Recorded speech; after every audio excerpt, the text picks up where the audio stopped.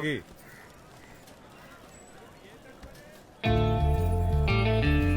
ఏంటత్తా కొత్త కొత్త పదార్థాలు వచ్చినప్పుడు గౌరెట్టేదానివి ఈసారి ఎట్లేదే?